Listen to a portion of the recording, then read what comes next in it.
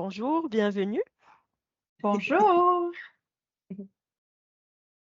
Bonjour Amy et Marie-Claude.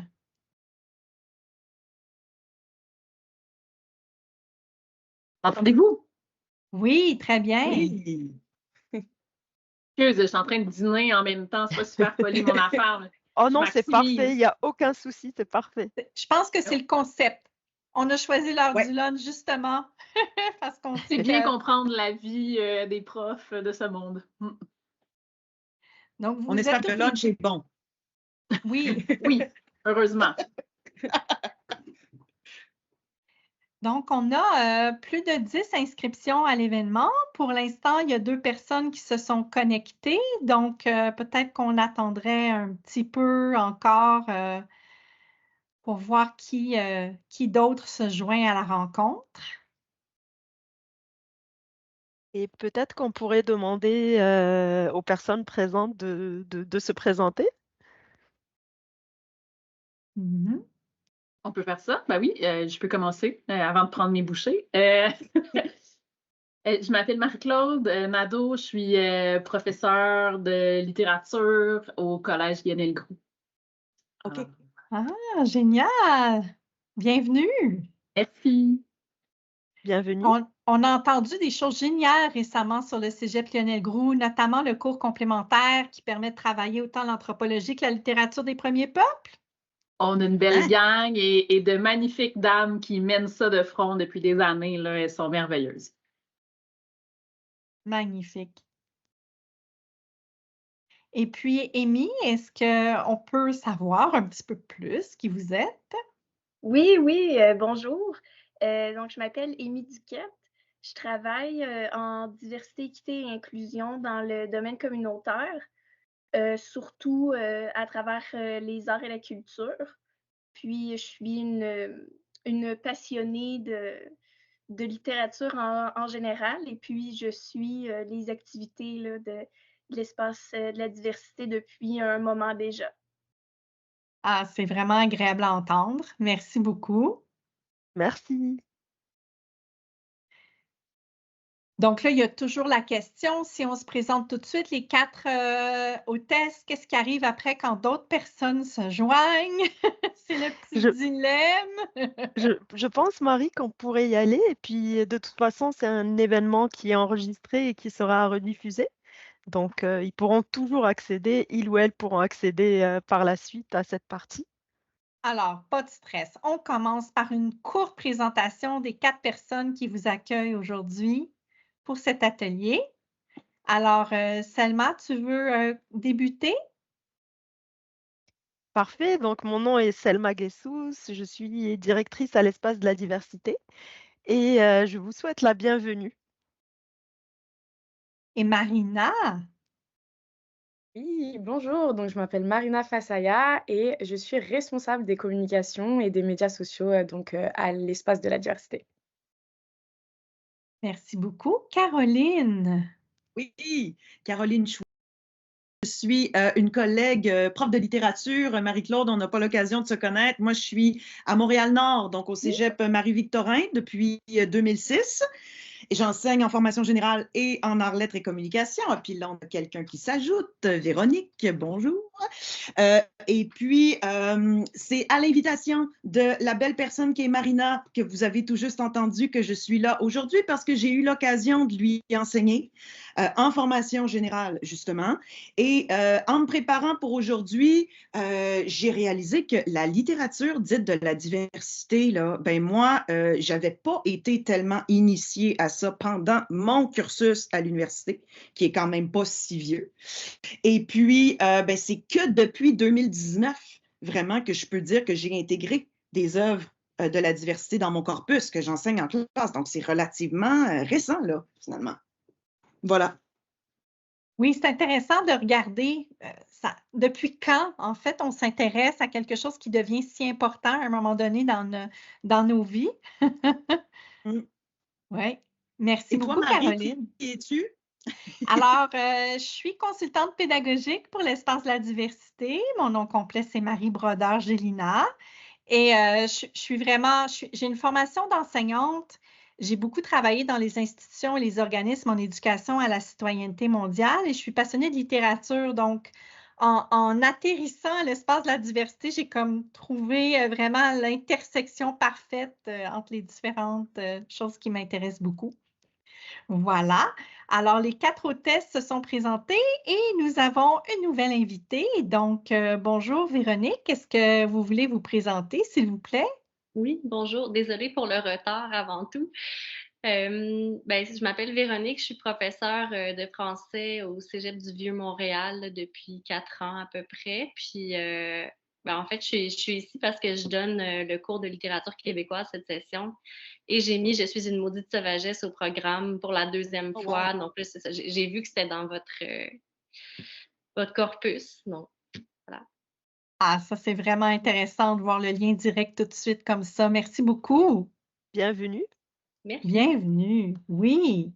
Alors, justement, pour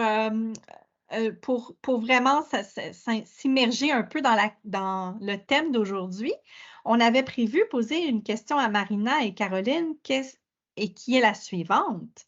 Qu'est-ce qui t'amène à t'intéresser à la littérature de la diversité? Juste pour voir un peu comment on fait pour en arriver là, selon les différentes trajectoires. Marina, veux-tu y aller? Oui, bah oui, volontiers. Donc, pour répondre à cette question, alors en fait, moi, il y a de cela quelques années, j'ai fait un DEC en graphisme et en fait, j'ai commencé à travailler à l'EDLD, donc l'espace de la diversité, en 2022 et donc je travaillais en fait, en temps partiel, en même temps que mes études de graphisme, donc au cégep, Marie-Victorin. Et c'est cette année-là, en fait, que Caroline était ma professeure de littérature québécoise. Et ce qui est drôle, c'est que lors de mon entretien, en fait, pour travailler à l'EDLD, j'ai repris des notes de ces cours et j'ai discuté de ce qu'on avait lu en classe. Donc, entre autres, Un thé dans la toundra de Joséphine Bacon, qui est paru donc aux éditions Mémoire d'Encrier. Et en fait, il faut savoir que cette OBNL, qui est l'espace de la diversité, a été créée à l'initiative de Rodney Saint-Éloi, qui est en fait un des éditeurs et le fondateur de Mémoire d'Encrier. Donc, ça m'a bien aidée parce que 2 années plus tard, j'y suis toujours, mais en tant que salariée, donc à temps plein. Et je dirais que c'est vraiment en partie grâce à Caroline que j'ai découvert, en fait, la richesse de ce qu'était vraiment la littérature de la diversité et la littérature québécoise, qui est bel et bien diversifiée. Et j'aimais beaucoup, c'est vrai, sa manière d'enseigner, son enthousiasme. C'est ça qui m'a fait apprécier la matière dans un premier temps. Hem Et j'aimais aussi le fait qu'elle aborde, en fait, certains sujets, qu'ils soient difficiles ou moins difficiles, comme par exemple, des discussions autour des pensionnats pour autochtones, au travers de différentes œuvres. Mais c'est surtout aussi les activités et les devoirs qui étaient proposés qui m'ont vraiment interpellée et plongée au cœur de la matière. On avait des débats par équipe qui étaient vraiment intéressants et tu avais pas le choix que de lire vraiment l'œuvre pour pouvoir participer. Tu étais comme obligée. Puis, il y avait des exposés, il y avait des musiques aussi qu'on écoutait en classe, comme, celle de Samian. Donc je ne sais pas si vous connaissez, mais c'est un rappeur, de la Première Nation, Abitibi-Wini. Et donc, c'était vraiment intéressant tout ce qu'on voyait. Donc c'est autant de choses que j'ai pu découvrir vraiment au travers de ce cours qui m'ont marquée, qui m'ont aussi, donné une soif une curiosité en fait, d'en savoir plus et puis, qui font que je travaille, aujourd'hui au plus proche, d'elle quoi. Donc c'est ça. Wow! J'aurais aimé être ta prof en t'écoutant. Donc, Caroline, Oui, ben, puis ça donne tellement de sens à mon travail, là, ce que Marina vient de dire, parce que ultimement, c'est ça le but, hein, c'est pas de les remplir de connaissances, pas ça, c'est d'éveiller cette flamme-là là, qui nous intéresse. Même toi, Amy, qui est dans le milieu communautaire, c'est ça, là, tu sais, c'est ça l'approche pédagogique pour moi. Donc, pour que je transmette ça à Marina, ben moi, il y a eu des personnes qui m'ont éveillée aussi à ça, puis c'est sans doute un peu ce pourquoi vous êtes là aussi, mais moi, il y a eu en premier, c'est étonnant, mais Martine Delvaux, hein, féministe. Moi, c'était beaucoup ça que je lisais dans les années 2010. En 2017, elle fait paraître Le Monde est à toi, qui est une lettre à sa fille. oh, on t'a perdu, Caroline. Aïe, aïe, aïe. Est-ce que vous connaissez l'œuvre Le Monde est à toi de Martine Delvaux? Alors, J'ai lu j'espère de Delvaux, tout. mais j'ai pas lu celui-là, par contre. Mais c'est vrai qu'elle a une belle fougue, un élan contagieux. Mes étudiants lisent Delvaux, puis ils font comme « Wow, on fait la révolution! » Qu'est-ce que vous faites lire dans le cours de Martine Delvaux? Pompière pyromane, dans un de Mhm. mes cours où on traite la question climatique, de l'éco-anxiété, ça les touche beaucoup ces temps-ci. Ah, c'est vraiment intéressant. Alors, on espère que Caroline Bah, sera de retour. peut-être Oui, Marie, je pourrais commencer par présenter brièvement la mission de l'EDLD en oui, c'est ça. attendant que Caroline nous rejoigne. Oui. Donc, Donc, on va comme poursuivre notre ordre du jour, en fait. super, et puis J'espère. quand elle arrive, on reprendra la question. D'accord. Oh, elle est de Oh, retour. ça marche! Désolée. Mauvais souvenir de pandémie ici, je m'excuse. Donc, est-ce que je peux reprendre là où j'étais ou vous étiez rendu ailleurs? Ça Eh, va très bien. ben, c'est ça, c'est en lisant Martine Delvaux, je lis le passage suivant, je suis jetée à terre. Elle dit à sa fille, toi, tu dois t'assurer de désapprendre le centre, ne pas accepter d'être blanche, ne pas tomber dans le panneau invisible de tout ce qui pourrait t'entraîner à décider d'être blanche. Et là, de m'apercevoir que c'est juste ça que j'avais appris dans la vie, moi, décider d'être blanche. Délibérément ou par inadvertance, parce qu'il n'y a pas d'inadvertance, il n'y a que le refus de reconnaître combien il est facile de se croire blanche, comme le dit James Baldwin, et combien il est important de tout faire pour ne pas le devenir. Donc, vu le crédit que j'accordais à cette autrice-là déjà, vu ma tendance naturelle à l'introspection, j'ai fait « Oh boy ». Là, j'ai une plus grande responsabilité que je pensais que je portais dans le dossier de l'inclusion puis de la diversité. Donc là, ça a été un cap pour faire tourner mon approche. Il y a eu des collègues inspirantes aussi autour de moi qui m'ont aiguillonnée et outillée. Ève Martin-Jalbert, Émilie Quentin, pour ne pas les nommer, et pour me faire m'apercevoir que je n'avais pas finalement d'auteur autre que blanc ou blanche dans ma propre bibliothèque. La honte. OK? Et j'ai eu en contrepartie devant moi des étudiants, étudiantes comme Marina, vraiment comme avides de ces textes-là. C'est ça là, que j'ai découvert en chemin là, depuis 2019. Ils et elles ont connecté fort avec Joséphine Bacon, tu parlais d'un thé dans la toundra. Ils se sont arrachés, littéralement là, Sainte-Chloé de l'amour de Chloé Savoie-Bernard, pour vous donner quelques exemples. Hein.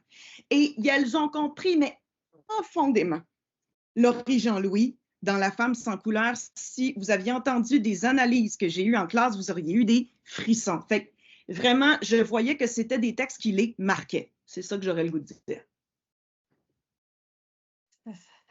On est prêt à s'immerger dans la plateforme avec déjà plein de motivation et d'inspiration. Merci beaucoup. Vraiment, là, parfois, c'est vrai qu'une citation, une lecture peut nous amener très, très loin. Donc, merci beaucoup, Caroline, vraiment. Donc, juste pour vous dire qu'on avait, bon, c'est ça, plus de 10 inscriptions, mais ça, c'est courant. On n'est pas que les gens s'inscrivent, ils ne peuvent plus. On a un ordre du jour assez serré parce qu'on s'est dit on va faire un court atelier, mais par contre, on a du temps après pour les questions et on va être vraiment très intéressé à vous entendre davantage. Donc, on va parler un peu, mais après, ce sera votre place aussi à vous inviter, d'accord? Alors, si vous le voulez bien, je vais partager mon écran avec vous afin de, en fait, de directement montrer le site de l'espace de la diversité, la plateforme numérique pilote. Alors, voilà, Selma, tu pourrais faire une présentation donc de ce que c'est. J'imagine que je clique sur « À propos ». Parfait, tu peux cliquer sur à propos. Oui, Donc, je vais juste parler brièvement de l'EDLD. Donc, comme disait Marina, c'est un organisme à but non lucratif qui a été fondé en 2016 par la maison d'édition Mémoire d'Encrier. Et sa mission est de lutter contre le racisme par le livre. Et donc, d'une part, on est un lieu d'échange, de rencontre autour de la lutte contre le racisme et les discriminations par le livre.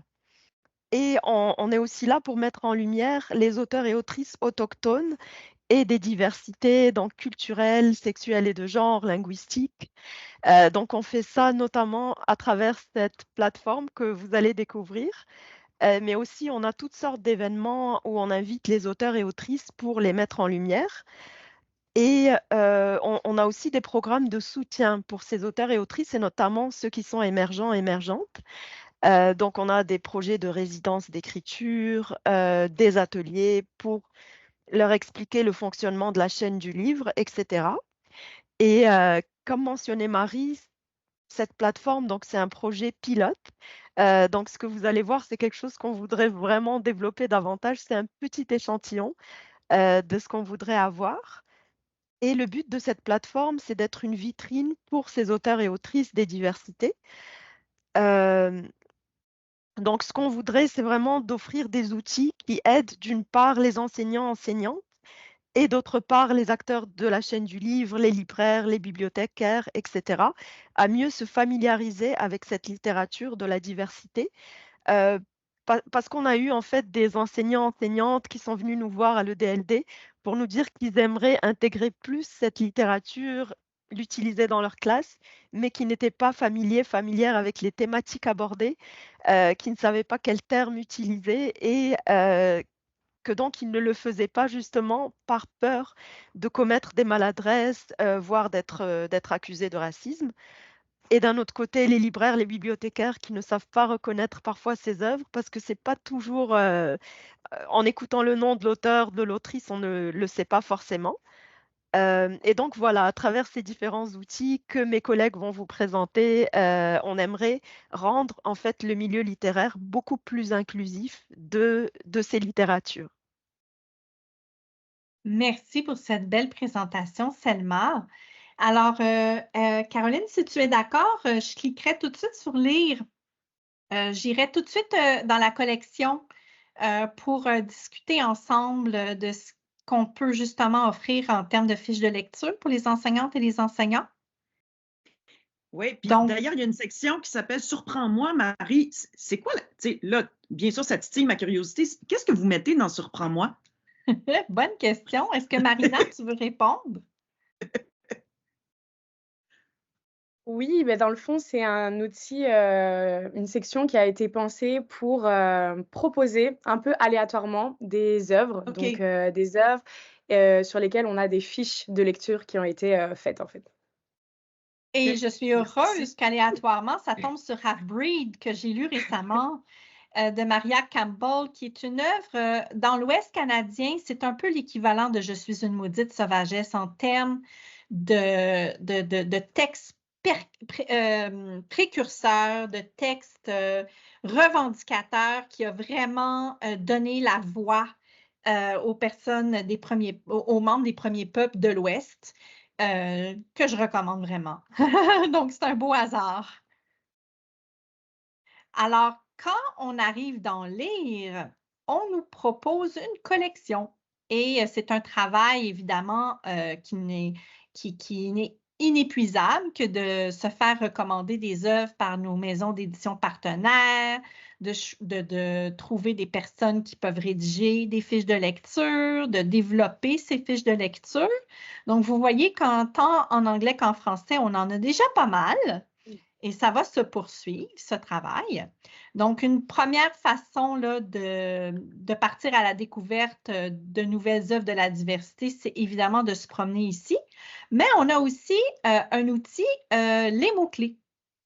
Donc, aujourd'hui, j'avais envie de vous proposer de cliquer sur 2 mots-clés en particulier qui sont riches parce qu'ils proposent plusieurs œuvres. Donc, la première qui me semblait vraiment intéressante, la première entrée, ce serait décolonisation. Donc, vous voyez qu'il y a 3 œuvres pour lesquelles on a identifié le mot-clé de la décolonisation. Et tout de suite, on a une belle variété. Donc, on a 2 recueils de poésie écrits par des femmes inoues. Et nous avons un essai d'Alexandra Pierre sur, en fait, la résistance des femmes autochtones noires et racisées, leur récit, l'explication de leur filiation, justement d'où ça vient, leur engagement et leur résistance. Donc, avec un seul mot-clé, on a déjà 3 pistes intéressantes. Et Caroline, est-ce qu'il y en a une qui t'interpelle particulièrement? Ah ben là, c'est sûr que moi, je vois empreinte de résistance. J'aurais aimé avoir la fiche avant de l'enseigner moi-même. Je l'ai fait à 2 reprises. C'est un essai que j'avais mis au programme dans un cours vraiment pour les gens en littérature, donc pas le cours obligatoire en formation générale. Et puis, ben, c'était déjà un succès. Mais quand j'ai fureté dans cette fiche, donc, et là, je me suis dit, oh, j'aurais pu profiter facilement, si tu veux peut-être descendre un peu, Marie, là, des biographies de l'auteur. Ça, c'est bien, tu sais, d'avoir ça comme ramassé, résumé à un seul endroit où chercher, qui vient conférer comme une légitimité en plus à l'œuvre. Je trouve qu'il y a ça de génial dans ce que vous faites. C'est que vous défrichez du terrain pédagogique, alors que, je ne le dirai pas trop fort, mais on reçoit une pléthore d'œuvres, des classiques là, de la littérature française. On n'en peut plus d'en recevoir des manuels scolaires qui en parlent, tandis qu'ici, là, vous défrichez du terrain pédagogique. Il n'y avait rien là-dessus, OK? Donc, bio de l'auteur, c'est sûr que c'est bien, c'est intéressant, mais plus bas, vous avez comme une section extrait pour nous interpeller, ça, magnifique. Résumé du livre, pourquoi pas?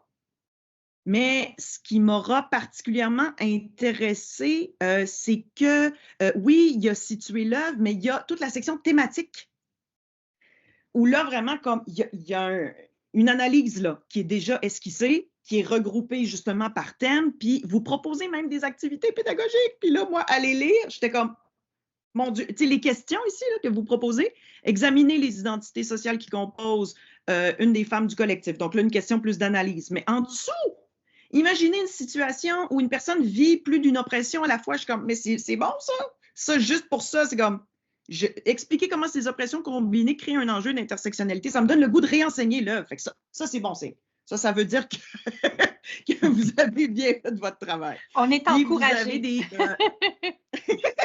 Vous avez des questions même comme créatives, même dans certains thèmes. Attends, pas dans résistance. Ben, il y a une question ici, 2 dans résistance, sur comme une introspection chez les étudiants et étudiantes. Vous êtes-vous déjà impliqués auprès d'organismes ou d'associations qui œuvrent pour une cause qui vous tient à cœur? Fait que ça, c'est pas un angle que j'aurais comme pensé exploiter, vous le proposez. Puis dans le thème filiation, par exemple, vous avez une question activité. Écrivez une lettre à une personne de votre entourage et décrivez comment cette personne a eu un impact majeur dans votre vie. C'est magnifique, ça. C'est ça aussi, ça me donne envie de remettre l'œuvre au programme. Puis honnêtement, moi, ça me sauve de l'énergie comme prof, là, d'avoir déjà ça qui est proposé, tu sais. Que je voulais faire remarquer ça, là. Ben, merci beaucoup, oui. Alors, je vois une main levée. Merci beaucoup, Amy. Quelle est ta question? Oui, mais c'était pour rebondir un peu sur ce que Caroline vient de mentionner. Je trouve ça intéressant aussi, dans le fond, que non seulement comme le travail a été défriché, comme Caroline a mentionné, mais il y a aussi tout l'aspect comme charge émotionnelle aussi des personnes qui peuvent vouloir l'enseigner, mais que Oui. d'aller forer ces données-là, puis de vraiment comme avoir ces réflexions-là et tout, des fois, ça peut être difficile comme émotionnellement quand on vit la réalité ou quand elle nous touche de près d'une façon ou d'une autre. Fait que je trouvais ça pertinent aussi, non seulement d'un point de vue pédagogique, mais d'un point de vue aussi disons, de la charge émotionnelle là, qui peut venir avec ces sujets-là. Des fois, un peu, ça aide aussi à dédramatiser la réflexion là, dans un angle plus large. Là. Autant que c'est certainement pertinent dans un contexte pédagogique que même dans un contexte personnel, des fois, on veut pousser nos réflexions plus loin après une lecture ou en parallèle de notre lecture, sans nécessairement s'en aller dans des parties comme plus sombres. On veut se concentrer aussi sur les solutions, plus sur le. Puis je trouve que, en tout cas, bref, je trouvais ça pertinent là, de le mentionner. Puis je trouve ça intéressant aussi, moi, en découvrant l'outil dans cette optique-là, là, qui peut être utilisé de d'autres façons aussi.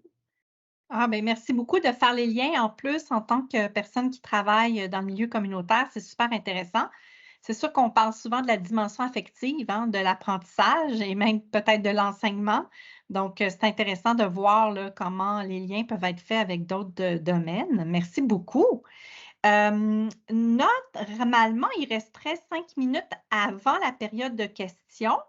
Je pourrais aller chercher une autre œuvre, à moins, Caroline, qu'il y avait un autre élément de cette fiche de lecture-là que tu voulais Ben, commenter. juste insister quand même sur le fait que pour les ressources aussi, vous avez effectué un travail de recherche qui sauve du temps, hein. Vous avez tout ramassé à un même endroit, des liens cliquables. Tu sais, par exemple, Jade Almeida, que vous mentionnez avec sa chaîne YouTube, moi, je ne la connais pas, là. Donc là, tu sais, ça m'intéresse. C'est sûr que ça va interpeller les étudiants et étudiantes à qui je parle d'aller chercher une chaîne YouTube, tu sais. Donc, c'est vraiment un plus pour appréhender l'œuvre. Puis merci, Amy, pour ce que tu as dit, parce que oui, je dirais que pour la littérature de la diversité, on dirait que le travail émotif, c'est comme quasiment la moitié de, de ce qui est pas, qui est comme sur la route pour qu'on aille vraiment à la rencontre de ces œuvres-là. Fait que je ne l'avais pas vu selon cet angle-là. Puis je trouve que la plateforme aussi permet de s'approprier ces contenus-là comme à son rythme, hein. C'est ça. Puis c'est fait de façon très, très, très informée, fait qu'on se sent moins imposteur aussi dans ce temps-là. C'est très encourageant pour nous qui travaillons sur cette plateforme depuis des mois d'entendre ça. Merci beaucoup. Donc oui, chaque fiche se termine par un glossaire et souvent les mots décolonisation, féminisme, intersectionnalité, racisme sont là, mais chaque fois nous tenons à la fois à avoir une définition plus scientifique, mais aussi une plus adaptée à l'œuvre en question, c'est-à-dire comment ce concept-là est amené dans l'œuvre en particulier. Donc, voilà pour une brève incursion dans la fiche empreinte de résistance. Là, on a le choix soit de tout de suite aller avec Marina dans les autres sections de la plateforme ou d'aller voir un dernier mot-clé, une dernière œuvre. Je pense que si on dépasse d'une ou 2 minutes, ça ne sera pas trop grave. OK, c'est encourageant. Donc, on va faire ça. J'ai un autre mot-clé à vous proposer et je le trouve particulièrement riche. En fait, ce sont 2 mots-clés, exil et déracinement, qui nous amènent à 4 œuvres. Et vous allez voir que c'est particulièrement intéressant de croiser les voix ici, les prises de parole, parce que l'exil et le déracinement nous amènent autant vers « Je suis une maudite sauvagesse » ou donc Anantane Capèche, évidemment, elle a été exilée sur son propre territoire, n'est-ce pas? C'est de ça qu'on parle, un déracinement directement là où elle habite. Et des questions plus sur l'immigration, avec Là où je me terre de Caroline Dawson, Nico de Dimitri Nasrallah et Tireur embusqué de Jean-Pierre Gorkinian.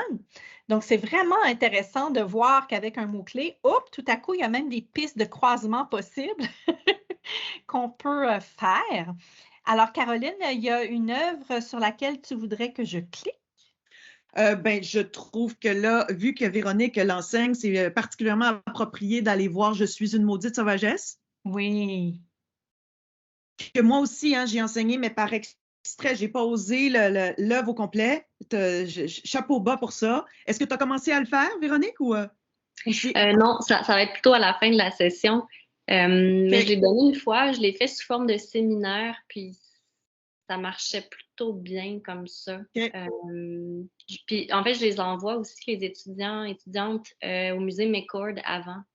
Donc, ça prépare un petit peu le terrain, l'exposition sur les bois autochtones.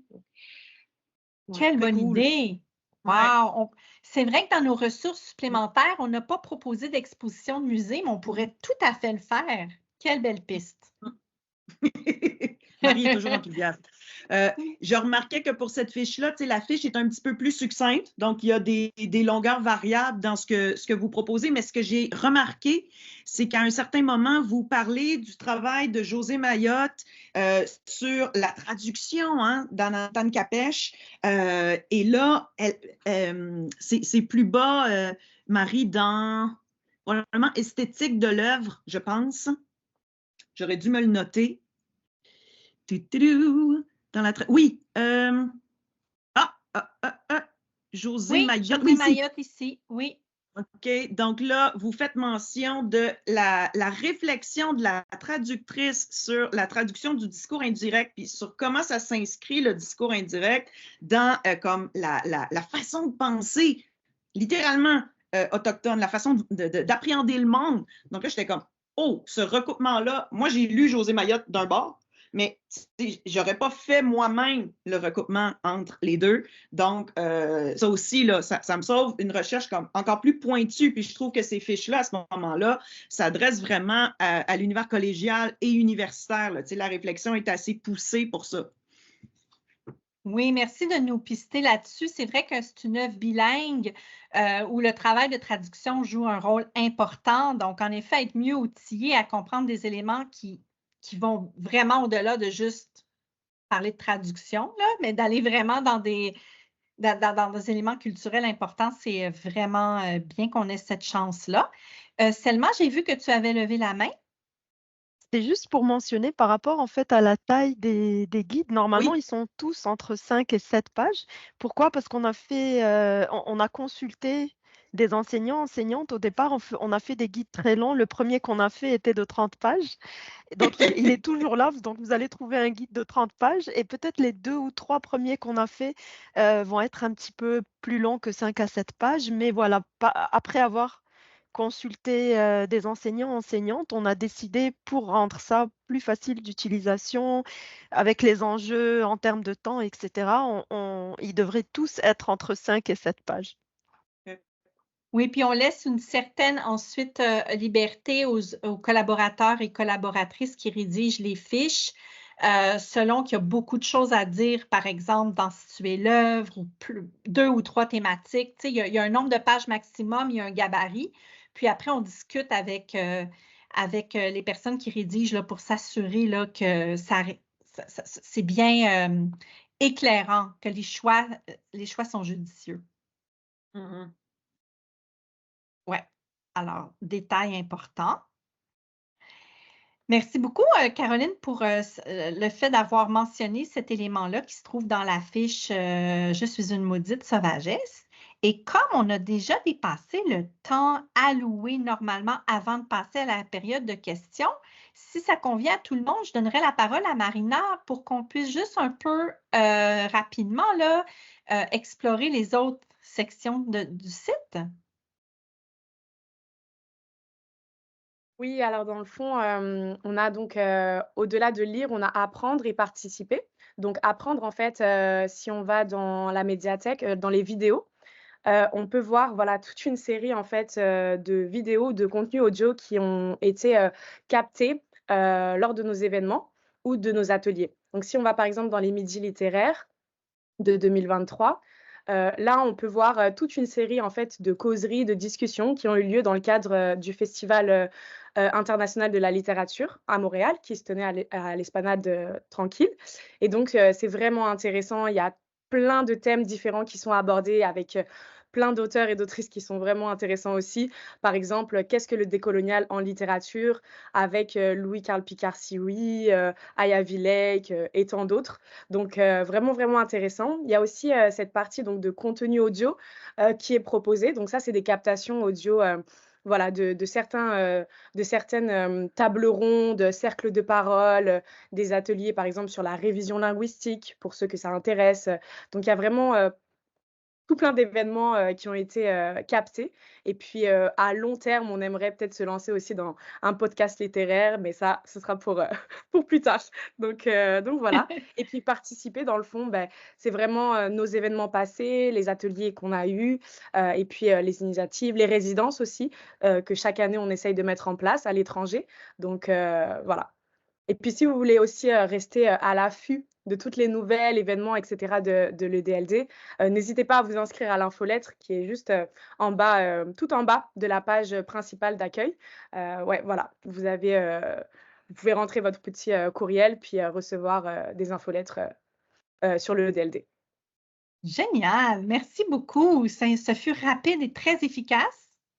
Donc, je vais cesser le partage pour l'instant. Peut-être qu'on aura besoin d'y retourner, mais on avait prévu du temps pour une période de questions qui peut être un moment tellement riche.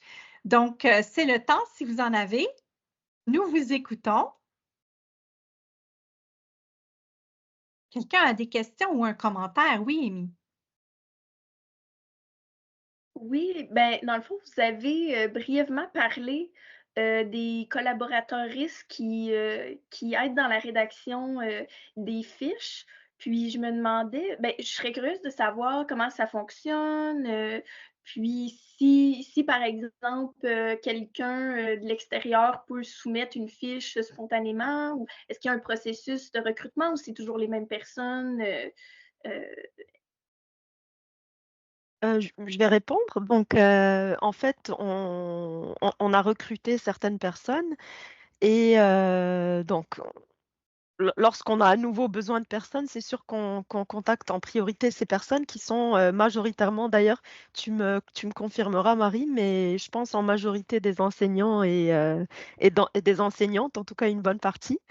Et donc, on les recontacte en priorité, mais de temps en temps, on va lancer des recherches et à ce moment-là, ça va être sur nos réseaux sociaux, sur tous nos médias. Est-ce que ça répond à ta question? Oui, tout à fait. Ben, d'un côté, je me demandais si, tu sais, s'il y avait des démarches faites comme pour qu'il y ait, dans le fond, de la diversité et de l'inclusion dans le processus même de d'écrire les Oui, livres de diversité et d'inclusion. Mais d'un autre côté aussi, puisque je trouve que c'est un, un métier exceptionnel, ma foi, c'est une tâche incroyable que de lire, puis après ça, comme vulgariser un peu du contenu aussi pertinent, puis pouvoir le dédramatiser, là, comme on parlait plus tôt, euh, Mm. l'inclusion, en fait, là, je trouvais ça vraiment intéressant. donc c'est sûr qu'on a une politique de diversité et d'inclusion en matière de recrutement. Donc à compétences égales, c'est certain qu'on va favoriser des personnes de la diversité, même si on a bien entendu dans notre équipe des personnes qui n'en font pas partie. Mais c'est à compétences égales pour justement à des fins de diversité et d'inclusion. Et on essaye autant que possible pour chacune des œuvres, en fait, d'avoir une personne qui soit à partir de la communauté dont est issu l'auteur ou autrice, ou au moins que la personne, soit qu'elle ait travaillé dans ce sens, qu'elle soit spécialisée, ou qu'elle ait fait preuve d'une manière ou d'une autre d'une grande sensibilité, d'une compréhension des enjeux dont il est question. Merci beaucoup, Selma. Autre question, commentaire, réflexion. Vous pouvez lancer une idée dans l'univers. On a envie de vous entendre.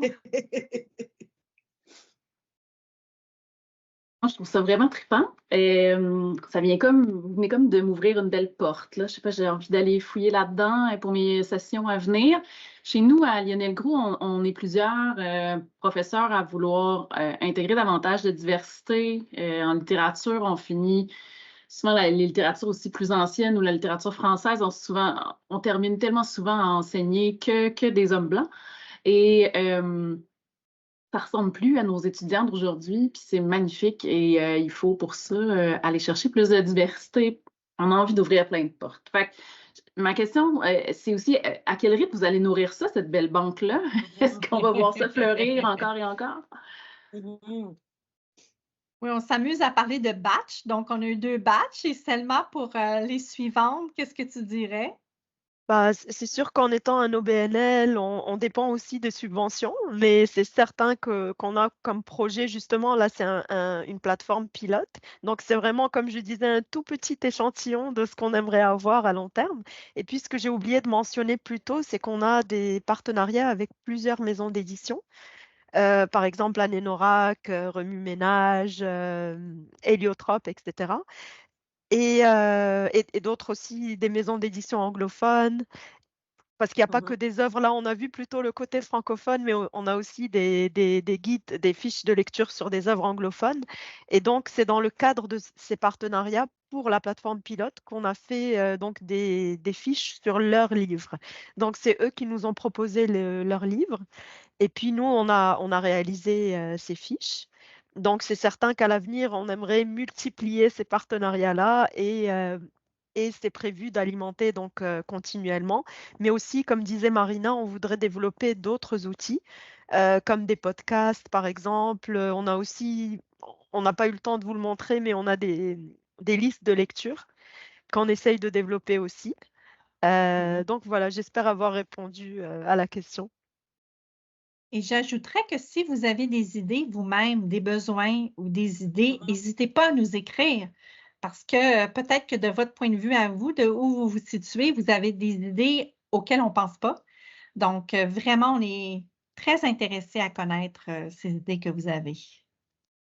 Mais en parlant de ça, pour rebondir, oh, excusez-moi. Non, Allez-y, c'est bon. Marie. J'avais juste envie de faire du pouce là-dessus en vous ouvrant la porte de. Avez-vous pensé contacter les coordinations des départements de lettres, mais aussi de langue anglaise? Là, si vous avez plein d'œuvres de langue anglaise, la diversité a sa place là-bas. En tout cas, faites circuler ça, là. C'est tellement riche, tellement beau. C'est un embryon de quelque chose qui pourrait devenir vraiment, vraiment majeur, là. Merci. Bien, justement, en prévision d'un atelier en français, j'ai tenté de communiquer avec toutes les coordinations de Cégep francophone. Et parfois, c'est facile, parfois, c'est très difficile. Mais on continue ce travail-là aussi. Absolument. Donc, merci de le souligner. Et est-ce que Véronique avait quelque chose à ajouter? Ben non, juste rapidement, ça me fait penser, on vient de recevoir un courriel de notre coordination qui nous en parle. Donc, je sais, ça tombe bien. Ce serait peut-être possible, mais je ne sais pas si, en tout cas, si ce serait possible pour vous, mais d'organiser un petit atelier un peu comme ça, mais dans les cégeps, parce que nous, on est 65 profs au département de français. Tu sais, ce serait rentabilisé assez vite, je pense. Je suis désolée, il y a des travaux à côté. J'espère que ça ne s'entendait pas trop. On ne les entend pas. OK. Mais une chose peut-être que je voulais souligner, mais j'ai trouvé ça super d'avoir des questions pour aller plus loin, des idées d'activités, tout ça. C'est sûr, c'est le côté plus pédagogique, peut-être moins fiche de lecture, mais je me demande s'il n'y aurait pas moyen, comme pour les profs aussi, de nourrir ça un petit peu avec, je sais pas, les choses qu'on teste en classe. Mais c'est ça, ce serait peut-être un autre sous-espace à créer, là, mais... un peu comme un forum pédagogique ou... Oui. Ça me parle beaucoup. Oui, absolument. Donc, pouvoir échanger, pouvoir dire, j'ai essayé tel truc, j'ai fait un séminaire, j'ai posé telle question, ça n'a pas bien marché, qu'est-ce que vous en pensez? Donc, toute cette question d'échanger avec d'autres personnes qui enseignent, qui ont peut-être des questions communes, wow! Ce serait génial. Et par rapport à l'idée de venir faire un atelier, c'est tout à fait envisageable. Donc, vous pouvez nous contacter et on pourra discuter de ça. Alors, Marina, tu voulais dire quelque chose? Oui. Donc, bon, pour rebondir sur ce que tu disais, Marie, et aussi Selma, donc pour nous contacter, c'est vraiment simple. Vous pouvez trouver sur la plateforme, en fait, il y a vraiment le contact, l'adresse, téléphone, courriel, etc. Et puis, tu parlais, Marie, de si jamais il y a des questions, des retours sur la plateforme. Je ne sais pas si vous allez fouiller la plateforme, puis que là, ça pop dans votre tête, puis que vous avez plein d'idées et que vous voulez voilà, nous faire un petit retour sur ça. En fait, j'ai créé un petit formulaire, on a créé un petit formulaire pour que vous puissiez nous donner un peu vos retours sur l'atelier, puis sur aussi la plateforme de manière générale. Mais vraiment, prenez le temps d'aller farfouiller dans la dans la plateforme et puis, de revenir, pour remplir ce formulaire, quand vous le pourrez. Donc je le mets juste dans le clavardage, c'était juste, pour vous le mentionner. Merci beaucoup. Et le partage dans le clavardage a lieu à -1. Je suis vraiment impressionnée. Impressionnée par la manière dont ça a pu se dérouler. Franchement, c'est génial. Alors, en fait, si si c'est bon pour tout le monde, ce serait le temps de se remercier mutuellement et Mais de si se vous, dire oui, je m'excuse, si vous avez d'autres questions, nous, c'est on reste c'est vrai. disponible. Oui, Oui. absolument. Oui, oui, oui. Pour les personnes qui doivent quitter, merci infiniment et on espère avoir de vos nouvelles. Et sinon, ouais, on reste sans problème pour continuer la discussion. Ouais. Donc, Amy a levé la main. Oui, ben, on parle beaucoup, dans le fond, de développement, de vision et tout. Puis moi, je serais curieuse de savoir si vous aviez tous les moyens du monde, dans le fond, qu'est-ce que Ah! vous voudriez que cette plateforme-là devienne dans votre idéal? Bon, qui veut commencer? Si tu as une Seulement. idée, Marina, tu peux y aller. Non, mais moi, je dis, ben, parce que j'aime beaucoup rêver, là, je suis une grande rêveuse. C'est ce qui me maintient, je pense. Non, mais c'est vrai. Moi, je pense que ça ait un impact au niveau national, là, ce serait incroyable. Ouais, ce serait incroyable. Que ce soit un outil qui soit utilisé par tous les profs, dans toutes les classes. C'est ça, je pense. Mhm. Puis j'aime bien ton idée de niveau national parce que j'ai beaucoup travaillé dans des organismes de défense des droits humains où on considère que l'éducation va de pair avec le plaidoyer. C'est-à-dire qu'aller aller demander aux dirigeants ou aux personnes qui ont du pouvoir de changer leur manière de faire, de changer des structures, ça peut avoir un impact aussi. Donc, récemment, on était à une journée d'études sur l'enseignement de la littérature des premiers peuples. Puis, il y a des départements où le cours de littérature québécoise, ils ne peuvent pas dépasser 1980 comme date de parution. Donc, c'est tout simple, mais si on pouvait, par exemple, participer à l'effort, au plaidoyer pour que cette date soit changée pour permettre l'inclusion de plus d'œuvres de la diversité dans les corpus. C'est un exemple comme ça que je donne. Ça peut être à plusieurs niveaux, le plaidoyer, mais j'ai toujours cru que l'éducation allait le pair avec le plaidoyer. Donc, c'est l'idée qui me vient. Moi, ce qui me vient en tête, c'est vraiment que le milieu littéraire devienne à 100% inclusif et que toutes les œuvres de la Oui. diversité aient leur place autant dans les classes que dans les librairies, dans les bibliothèques. Vraiment, vraiment. Ben, Quand on sait à moi quel aussi, je point. rêve. Moi aussi, je me permets de rêver parce que ta question est trop belle, Amy, mais moi, j'aimerais voir la face de mes étudiants et étudiantes en capsule vidéo là, sur cette plateforme, là, qu'on entende la voix des jeunes qui manifestent son amour pour cette littérature-là. Ah, il y aurait tellement des belles campagnes de mobilisation à faire. Oh, wow! C'est très, très riche. Oui, donner la parole aux jeunes aussi. Ça m'inspire un festival, tout ça, là, un festival de la littérature Oui, inclusive, hein. tellement. Absolument. Et je pense que Marina prend des notes. C'est tellement riche, votre discussion, que je suis obligée en bonne responsable de communication, là, je suis obligée de prendre des notes de tout ça parce que je me dis, on ne sait pas, dans quelques années où, le DLD sera, puis comment on interviendra. Donc, ouais, c'est vraiment des belles pistes de réflexion. Merci beaucoup, vraiment. Ce fut très énergisant. C'est ce genre d'événement qui est court, mais qui nous donne une énergie folle pour la suite, Mhm, n'est-ce pas? mhm. Mmh. Merci d'avoir pris le temps, là, Véronique j'oublie son nom, mais l'autre qui était là, mon Dieu, Amy. Marie-Claude, c'était ça, hein? Marie-Claude. Marie-Claude. Ouais. Oui, voilà. Puis Amy, merci d'avoir pris le temps, ça me touche, là. Ça montre qu'il y en a d'autres qui y croient, tu sais, puis qui sont prêts et prêtes à investir du temps pour ça, de l'énergie.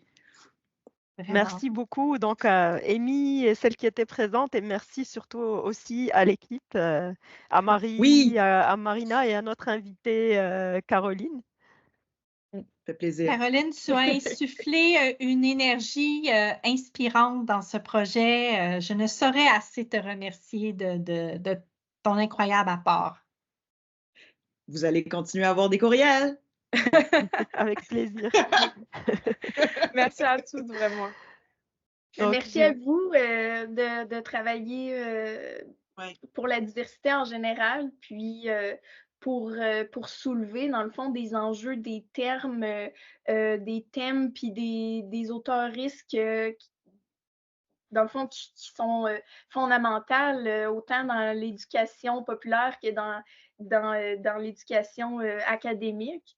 Puis c'est ça, on l'a vu tout de suite, là, juste quelques esprits réunis devant des informations bien sélectionnées, là, on peut vraiment pousser loin les réflexions puis les idées, là, fait que...